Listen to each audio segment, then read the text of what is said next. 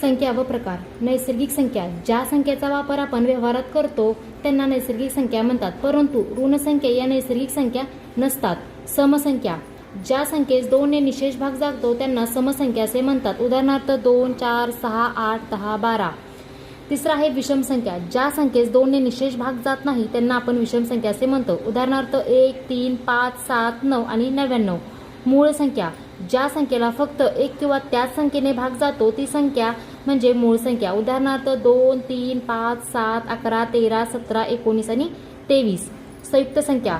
मूळ संख्या नसलेल्या संख्यांना संयुक्त संख्या म्हणतात. उदाहरणार्थ 4, 6, 8, 10, 12.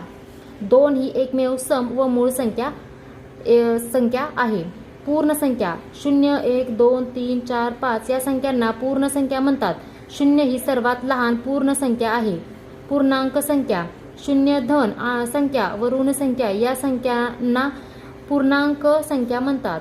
4, 3, 2, 1, 0, 1, 2, 3, 4. 0 हा मध्यवर्ती बिंदू आहे.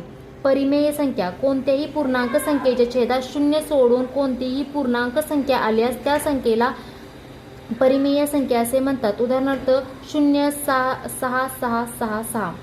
कोणत्याही अपरिमेय संख्या. कोणत्याही पूर्णांक संख्येच्या छेदात 0 येतो त्या करणीचे उत्तर पूर्णांक संख्या मिळत नाही. त्रिकोणी संख्या. 2 क्रमवार नैसर्गिक संख्यांच्या गुणाकाराच्या निमपटीस त्रिकोणी संख्या म्हणतात. सर्वात लहान त्रिकोणी संख्या 1 आणि 1 ते 100 पर्यंत एकूण 13 त्रिकोणी संख्या आहेत.